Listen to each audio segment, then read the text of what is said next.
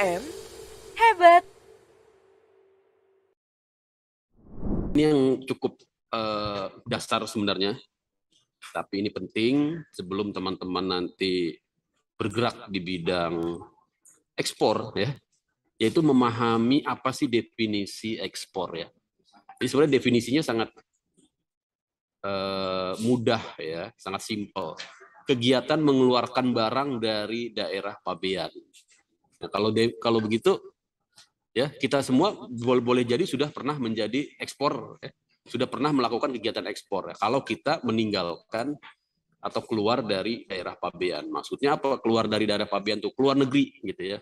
Singapura, Malaysia ya.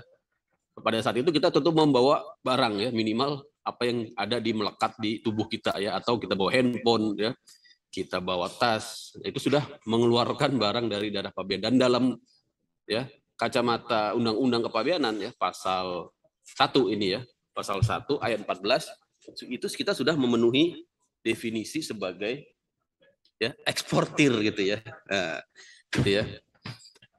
Nah, dan juga perlu dipahami ya teman-teman UMKM, di dalam undang-undang kepabeanan menganut ya ekspor secara yuridis ya. Jadi ekspor secara yuridis itu tadi kan kalau kita lihat definisinya, ekspor itu ketika kita mengeluarkan barang dari daerah pabean. Nah, permasalahannya daerah pabean Indonesia itu ya dikelilingi oleh laut sebagian besar ya.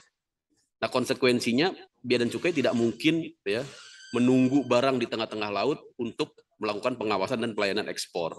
Maka secara yuridis, secara hukum ya di pasal 2 ayat 2-nya ya titik pengawasan dan titik pelayanan ekspor digeser ke dalam. Artinya ke ya daerah pabean ketika barang ekspor tersebut ya sudah naik ke atas kapal atau sarana pengangkut. Ini aja ya pengetahuan aja. Nanti teman-teman mungkin tidak sampai ke sini prakteknya. Ya ini biasanya nanti kalau ada masalah ya, kok saya ditahan di bea cukai di apa namanya barang ekspor saya ya, karena memang bea cukai berwenang ya menahan barang ekspor di pelabuhan di kawasan pabean ya sebelum barang tersebut keluar dari daerah pabean. Nah, itu yang sering nanti bermasalah. Agar tidak bermasalah, ya, sebelum teman-teman nanti berkembang usahanya menjadi eksportir, tentunya dipahami sisi legalitasnya. Ya, legalitas itu maksudnya hukumnya gitu ya teman-teman. Karena memang tugas dari kepabeanan yang paling inti adalah sebagai penegak hukum ya. Tentunya juga kami nanti melakukan pelayanan ekspor, pelayanan dalam pengertian memberikan kemudahan-kemudahan. Nanti kita akan bahas mungkin di sesi lainnya, yaitu kaitannya dengan fasilitas-fasilitas di bidang kepabeanan yang mendukung ekspor. Nanti bisa fasilitas kite ya, kemudian impor tujuan ekspor, fasilitas kawasan berikat ya. Nanti di sesi-sesi berikutnya kita bisa lanjutkan untuk teman-teman yang lebih serius ya di bidang ekspor ini ya. Ada fasilitas gudang berikat, ada fasilitas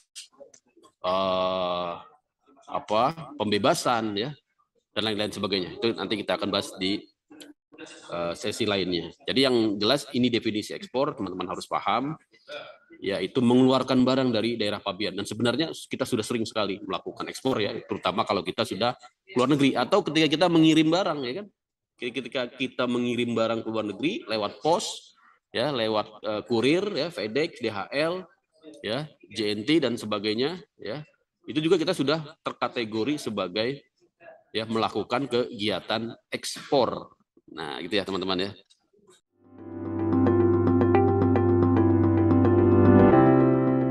UMKM hebat, Indonesia